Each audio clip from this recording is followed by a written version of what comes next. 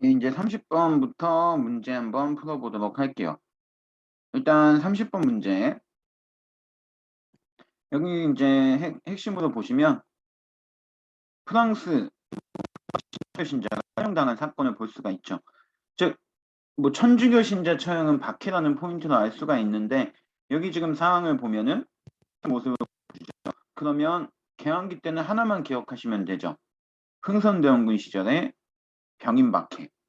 자, 근데 제가 이제 요거 저한테 뭐 수업 받으신 분들은 다 기억은 해 주시겠지만 핵심적인 사항이 있죠. 요거 할 때 항상 외우라고 한 거 병제, 병호, 신청. 병제, 병호, 신청. 병인 박해, 병인 박해, 제너럴 셔먼호, 병인 양요, 오페르트, 신미양요, 척합이. 이렇게 표현이 되는데 요건 이제 이 6글자만 외우면 이런 데 나오는 문제는 그냥 한 문제 가져가 가신다고 생각하시면 돼요. 병제, 병호, 신청. 자, 프랑스 신자가 처형당한 거니까 병인 박해가 될 거고 그러면 정답은 가에 올 수가 있겠죠. 여기 보면 이런 걸 외우는 게 왜 중요하냐면 여기 보면 이 병에 해당되는 게 다 알다시피 병인 박해가 되고요. 뒤에 있는 게 제너럴 셔먼호, 또 있는 게 병인 양요. 이게 오페르트, 신미양요, 척합인데 병인 박해의 결과가 그러니까 이것 때문에 일어나는 게 병인 양요. 제너럴 셔먼호 사건 때문에 일어나는 게 신미양요잖아요. 그러니까 중간중간에 배경과 원인과 결과가 되는 사건 사이에 다른 사건들이 이렇게 포함이 되어져 있어요. 그러니까 이런 문제들 같은 경우에는 쉽게 문제에서 실수할 수 있으니까 병제, 병호, 신청 외워주시면 무조건 한 문제는 가져가십니다. 정답은 1번으로 흥선대원군 집권 시절에 1번으로 가주시면 되시고요.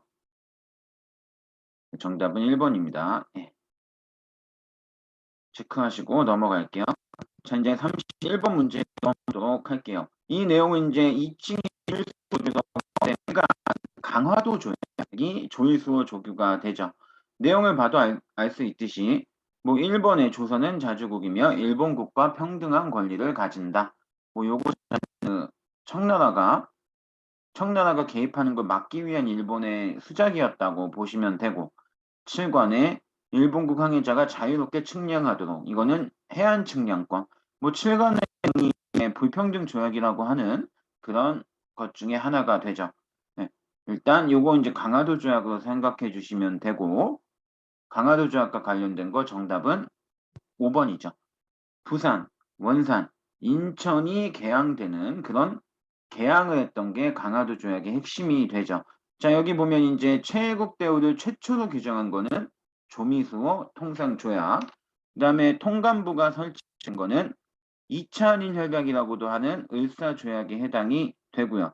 그다음에 천주교 포교령의 근거가 같은 1886년에 있었던 프랑스, 일명 당시에 프랑스가 불란서라고 불렸기 때문에 조불수호 통상조약이 되는 거고요.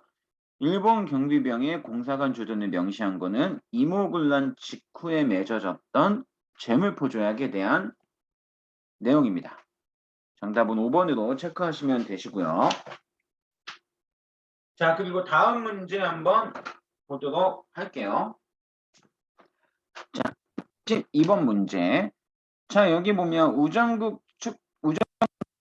요거 하나 돼요. 우정총국 축하연을 계기로 일어난 사건 바로 갑신정변이 됩니다. 갑신정변을 일으킨 건 급진괴합파죠. 급진괴합파 김옥균, 박영유, 서광범 등이 일으킨 사건이고요. 개혁정강 14개조를 발표하게 되죠. 정답은 바로 5번 나오죠. 개혁사당이 급진괴합파를 가리키는 명칭입니다. 정답은 5번으로 봐주시면 되고요. 이 갑신정변 이후에 있었던 그 텐진 조약이나 그다음에 한성 조약의 조약의 명칭들도 좀 가져가 주시고 텐진 조약은 청과 일본 사이의 동시 철수, 동시 파병의 원칙을 담고 있고요. 뭐 그다음에 한성 조약은 이때 이제 공사관이 완전히 불에 타는 사건이 발생하는데 일본 공사관이 그거에 대한 신축 비용과 배상금을 조선에서 지불하는 것을 내용으로 하는 그런 조약이 됩니다. 자, 일단 1번부터 4번까지 신식군대 별기군이 폐지된 건 이모군란 때 있었던 흥선대원군이 일시 집권했을 때 있었던 일이고요. 김기수를 수신사로 일본에 파견한 건 옆에 보이는 강화도 직후 이항로와 기정진이 척화주전론을 주장한 거는 1860년대 척사파니까 틀리고요. 왕비가 궁궐을 빠져나와 장으로 피신한 거는 이모군란에 대한 설명입니다. 뭐 잠깐 덧붙이자면 이모군란이 이제 개화 세력에 의해서 이제 피해를 당한 거나 마찬가지인데 개화 그 통일기모함에 의해서 근데 당시에는 이제 그런 어느 정도 개화 정책을 책임지고 세도 정치를 했던 세력이 민씨일파예요. 우리가 아는 명성황후. 그래서 그 민씨일파를 잡고 명성황후 죽이기 위해서 일단 갔던 게 이모군란이다. 이모군란이 이제 군란 세력들이 명성황후를 죽이려고 했는데 그걸 눈치챈 명성황후가 미리 빠져나간 걸 보여주는 게 4번이 되겠습니다. 자, 일단 정답 위에 있는 거 정답 문제예요. 자, 이제 밑에 33번. 자, 김홍집과 박영효를 주도한 내각. 자, 이제 우리가 기억해야 될 거 1차, 2차, 3차 개혁이 있죠. 1차 가보, 2차 가보, 세 번째는 을미 개혁. 자, 1차 가보 개혁은 군국 기무처에 의해서 실시가 됐고 김홍집 내각이죠. 김홍집이 총재로 있었던 김홍집 내각이고요. 2차 가보 개혁이 김홍집, 박영효 연립내각, 그리고 3차는 역시나 김홍집 혼자 하게 되지만 친러시아 내각이 수립이 되죠. 자, 여기 보이는 김홍집과 박영효 연립내각이 되어져 있기 때문에 2차 가보 개혁으로 보셔야 되고요. 정답은 2차 가보의 핵심 되는 내용입니다. 그 2차 가보 개혁 때 이제 그 홍범 14조와 함께 교육 입국 조서 일명 교육 입국 조칙이라고도 하는 그게 반포가 되면서 한성 사범학교 관제 그러니까 이제 여러 교육적인 면에서 근대적인 교육 개혁을 시도했던 게 이제 그 2차 가보 개혁에 있었던 교육 입국 조서가 되는 거고요. 그래서 이제 한성 사범학교, 한성 외국어 고등학교 등등의 학교들이 생겨나게 됩니다. 정답은 5번이고요.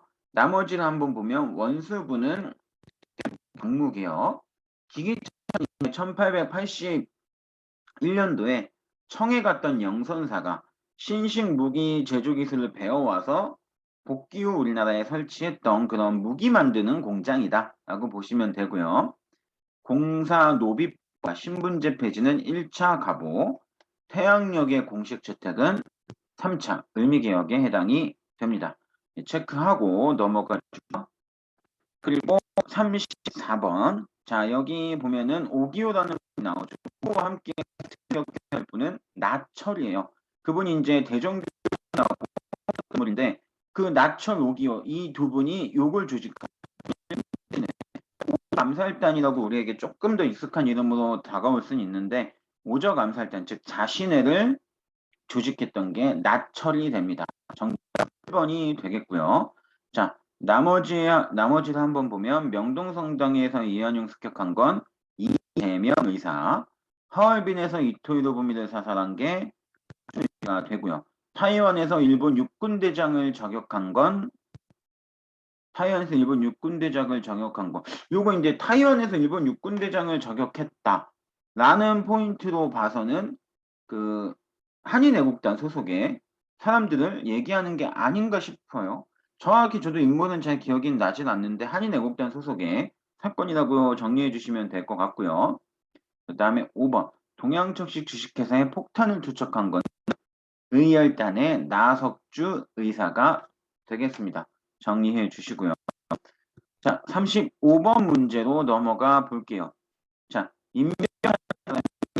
복병했던 하나의 단체 1912년 국내에서 조직된 독립의군부에 대한 설명이고요. 독립의군부의 활동은 5번 국권 반환 요구서 작성하여 제출하려고 해요. 하지만 제출은 되지 못했지만 이런 활동이죠. 그러니까 복벽주의라는 거는 또 뭐냐면 우리가 이제 독립을 하게 되면 고종 황제를 다시 황제로 옹립하겠다. 즉 성격이 그 독립의군부라는 성격 자체가 고종의 밀지를 받고 제작된 조직된 그런 단체다 보니까 그런 복벽주의는 그런 노선을 어떻게 보면 시작부터 가져갈 수밖에 없는 그런 측면이 있다고 보시면 될 것 같아요. 자, 이런 식으로 해서 이제 정답은 5번으로 해주시면 되시고요. 나머지 선지에 대해서 일본 도쿄에서 독립선언서, 즉 28 독립선언을 발표했던 조선 청년 독립당에 대한 설명이 되고, 치안유지법 자체는 1925년에 제정이 돼요. 여기 이제 그 임병천의 독립의군부 활동은 1910년대에 국한되기 때문에 치안유지법에는 전혀 을 받고 치안유지법에 저촉됐던 것도 없었고요. 그리고 3번 서간도의 신흥강습소는 와 관련이 있고요. 독립공채를 발행한 나라는 대한민국 임시정부가 되겠습니다. 36번 문제로 넘어가 볼게요. 자, 이 배경을 보시면 이른바 이게 경신변이라고 나오고, 그리고 독립군의 성과에 대한 그에 대한 보복은 이 사건 경신참변이라고도 불리는 일명 간도참변에 대한 설명이고요. 일단 보훈처, 저한테 이제 교육받으신 분들은 기억하실 거예요. 보훈처 전투라고 해서 봉오동의 봉, 훈춘 사건, 그 다음에 청산리 대첩이 있죠. 그 세 가지 사건 직후에 그 봉오동 전투와 청산리 대첩에 대한 일제의 보복으로 독립군들의 씨를 말리겠다라는 내용을 목적을 가지고 간도 지역의 조선인들을 학살했던 사건이 바로 간도참변이자 경신참변이 됩니다. 그래서 정답은 봉오동 전투나 청산리 대첩을 찾으시면 되는데 네요. 2번으로 정답을 챙겨주시면 되고요. 자, 나머지는 이제 1920년에 있었던 봉오동 전투와 훈춘 사건, 그 다음에 청산리 대첩과 경신참변 모두 1920년에 있었던 사건인데 조선의용대 자체는 1938년도에 성립이 되니까 안 되고요. 조선혁명군의 영능가 전투도 한중연합작전으로 1930년대 초반에 해당이 되고요. 3번, 4번 전부 다 한중연합작전 초반. 대한민국 임시정부가 직할부대로 참의군을 결성한 1923년인데 요 5번은 조금 이제 흐름을 기억하시면 이 간도참변, 즉 경신참변을 당하고 나서 독립군들이 러시아령이었던 연해주로 이동해서 대한독립군단이라는 걸 만들어요. 그 서일이라는 사람을 총재로 해서. 근데 이제 그 대한독립군단이 자유시로 이동하는 과정에서 러시아 적색군에 의해 참변을 당했던 게 바로 자유시 참변인데 그 자유시 참변 직후에 이 독립군들이 다시 만주로 돌아와서 세운 첫 번째가 참의부입니다. 그 참정신, 참의부, 정의부, 신민부라고 하는 3부 성립운동이 있을 때의 1923년부터의 얘기이기 때문에 어떻게 보면 경신참변 이후에 있는 결과의 결과를 가져오는 그런 측면이라고 보시면 되겠죠. 정답은 2번으로 체크해 주시면 되시고요. 자, 문제 37번. 여기 보면 황제로 즉위한 고종. 황제 고종이 20세국 시대죠. 그러면 개혁을 얘기하니까 광무개혁을 또 얘기할 수도 있고요. 그럼 내려가서 이제 그 시기의 상황을 보면 되죠. 대한제국이 선포된 거는 1897년이죠. 그 이후의 상황을 살펴보면 되는데, 자, 그러면 정답은 이 4번. 그 지게라고 하는 이 대한지 아문이라는 걸 설치해서 양전 사업을 실시하게 되고, 그 뒤에 지게 아문이라는 걸 만들어서 그 토지의 주인에게 근대적인 토지 소유 증명서인 지게를 발급하게 됩니다. 정답은 4번이고요. 나머지로 한번 보도록 할게요. 영선사는 1881년도에 파견된 거기 때문에 시기상 유경공원도 역시나 1886년도에 만들어졌다가 대한제국 선포되기 전인 1894년경에 없어져요. 그러다 보니까 대한제국 시기에는 유경공원은 존재할 수가 없고요. 일명 영국이 러시아를 견제하기 위해 벌였던 거문도 불법 점령 사건은 1885년부터 약 2년간 진행이 됩니다. 보훈 집회, 교조 신원. 이거는 이제 여기서 말하는 교조 사람을 얘기해 신원을 주장하는 이런 보훈 집회 해소 운동은 1892년부터 93년간, 즉 약 그 1890년대 초반에 해당이 되기 때문에 또 뭐 여러 가지 동학 농민운동까지 다 끊어서 생각해도 1894년에 끝이 나죠. 그러니까 1897년 이후인 대한제국 시기에는 동학은 나올 수가 없는 그런 모습이 되겠습니다. 정답은 4번 봐주시면 되시고요. 자, 문제 38번. 자, 여기서 자료에 나타나는 상황을 고르는 문제요. 자, 여기 보면은 러시아는 일본이 조선에 갖고 있는 막대한 정치적 이익을 인정한다. 자, 그러면 러시아는 이제 더 이상 한반도에 대한 영향력을 행사하지 않고 일본이 가지고 있는 우위를 모두 인정하겠다라는 건데 러시아가 이런 판단을 한 거는 1904년에 있었던 러일 전쟁에 패배하고 나서 여기서 말하는 조약은 포츠머스 조약이 되겠죠. 즉 러일 전쟁의 결과물로서 나왔던 포츠머스 조약. 러시아가 일본에 굽힐 일은 그때밖에 없어요. 자, 그래서 이거는 1904년에 있었던 그 러일 전쟁의 결과물 1905년에 맺어진 포츠머스 조약에 해당된다고 보시면 되고 그 뒤에 있었던 일을 골라주시면 되는데 바로 정답은 5번이 되겠습니다. 자, 이 을사조약이 체결되고 최익형과 함께 등장하는 유생 출신의 대표적인 의병장입니다. 그 다음에 이제 을사의병과 관련돼서는 뭐 평민의병장인 홍범도나 뭐 신돌석의 등장도 기억을 해주시면 좋고요. 즉, 이것도 이제 기억해 주셔야 되는데 1905년에 이제 포츠머스 조약, 그 다음에 일본과 미국이 맺은 가스라 테프트 밀약, 그리고 제2차 영일동맹 요런 걸로 모두 한반도에 대한 일본의 지배를 모두 다 승인해 줬던 조약인데 이 조약 때문에 이제 이 조약이 세 개의 조약이 맺어지고 나서 일본이 을사조약을 밀어붙이는 거예요. 즉 한마디로 얘기하면 러시아는 힘으로 제압을 했지만 당시 강대국이었던 영국과 미국이 그 제국주의 세계적인 그런 추세 속에 일본의 한반도 지배를 승인해 줬기 때문에 열강들의 승인하에 강한 그 을사조약이 체결될 수 있었다라고 보시면 될 수 있을 것 같아요.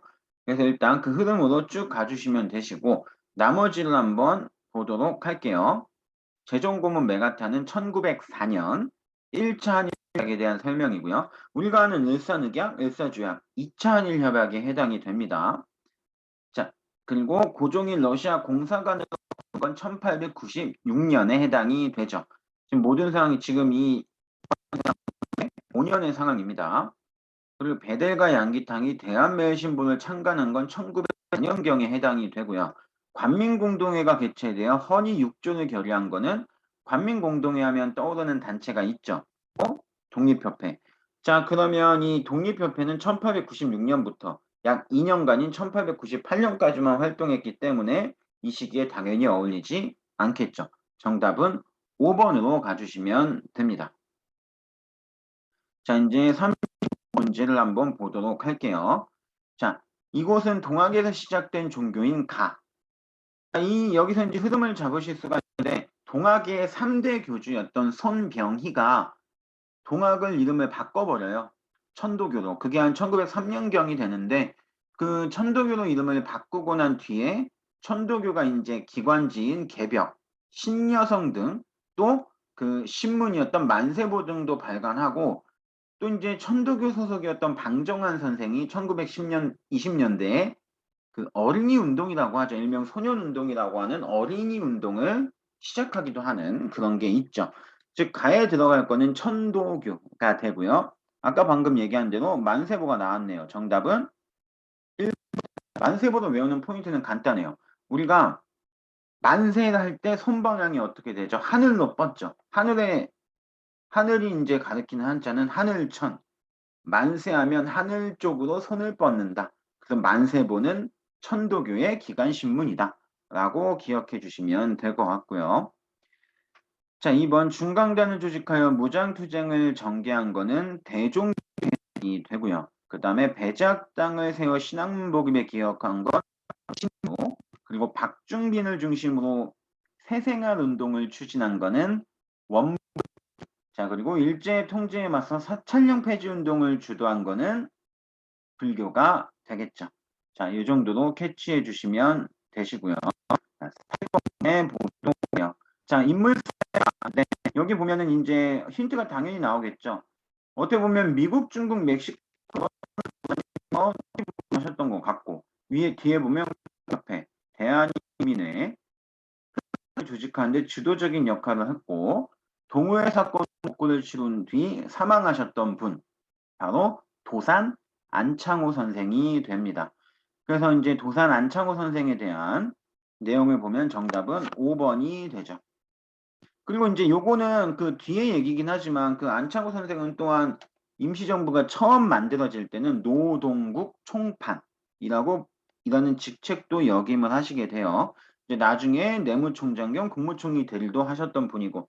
자, 일단 정답은 5번이 되고 나머지를 한번 살펴보면 일본의 침략 과정을 담은 한국 통사를 박은식, 조선학 운동을 주도하여 여유당 전서 간행한 거는 안재홍과 정인보 선생이고요.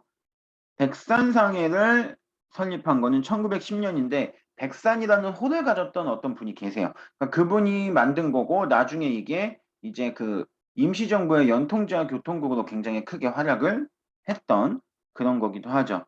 자, 그리고 4번 친일 인사 스티븐스를 샌프란시스코 사람 분은 장인환과 전명훈 의사가 됩니다.